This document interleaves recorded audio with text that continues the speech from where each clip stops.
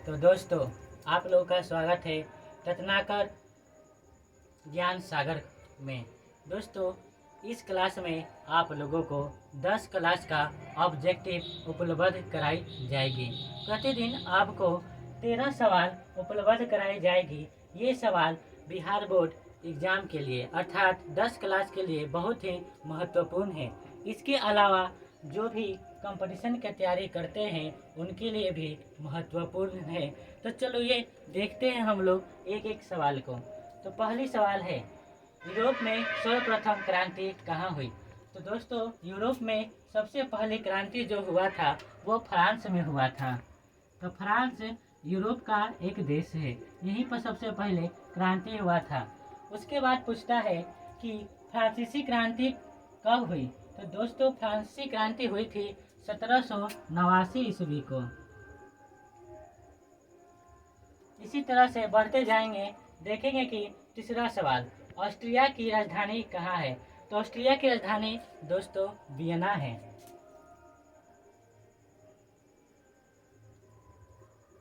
आगे बढ़कर देखें, वियना सम्मेलन कब हुआ था?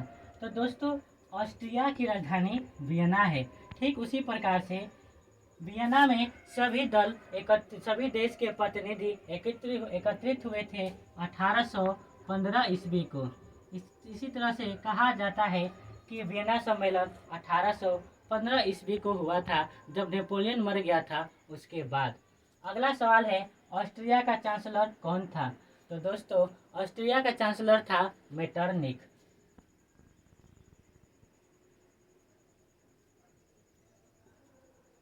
इसी प्रकार से आगे का सवाल देखेंगे 6 नंबर, नेपोलियन का पतन कब हुआ था? तो दोस्तों, जैसा मैंने बताया कि नेपोलियन के पतन के बाद ही 1815 ईस्वी में वियना सम्मेलन हुआ था। तो दोस्तों, नेपोलियन का पतन हुआ था 1814 ईस्वी में। आगे का सवाल देखें, चार्ल्स 10 ने किसी अपना प्रधानमंत्री नियुक्त किया था? तो दोस्तों, चार्ल्स 10 जो शासक थे वो फ्रांस के थे। ये अपने कार्यों को क्रियान्वयन के लिए इन्होंने एक अपना प्रधानमंत्री नियुक्त किया था, जिनका नाम पोलिग्निक था।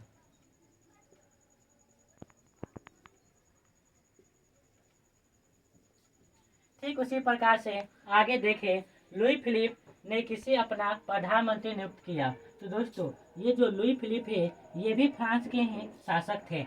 जब 1830 में क्रांति हुआ तो चार्ल्स 10 का जब सत्ता चला गया तो उसकी जगह पर लुई फिलिप सम्राट बने और इन्होंने अपना प्रधानमंत्री नियुक्त किए थे गिजो को। इसी प्रकार से आगे का सवाल देखें, इटली की राजधानी कहाँ है? तो दोस्तों, इटली की राजधानी रोम है। आगे बढ़ते हुए सवाल देखते हैं कि इटली के एकीकरण के प्रथम चरण में योगदान किसका था? तो दोस्तों, इटली के एकीकरण में प्रथम चरण जब चल रहा था शुरुआत में एकीकरण के लिए, तो उसमें मेजनी का बहुत ज़्यादा योगदान था। तो इसीलिए कहा जाता है कि इटली का प्रथम बार प्रयास करने का शुरुआत किए थे मेजनी।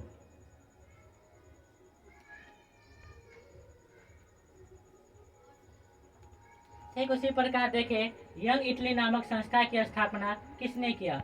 तो दोस्तों, यंग इटली नामक संस्था की स्थापना मेजनी ने ही किया था, इटली के नवयुवकों में देश के प्रति जोश जागरूकता बढ़ाने के लिए। तो मेजनी ने किया था इसका स्थापना। ठीक इसी प्रकार से पूछ रहा है कि यंग इटली के नामक संस्था की स्थापना कब हुई?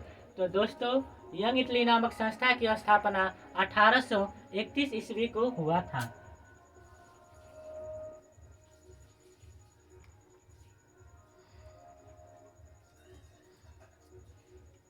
ठीक उसी प्रकार से 13वां और आज का अंतिम सवाल है, 1830 की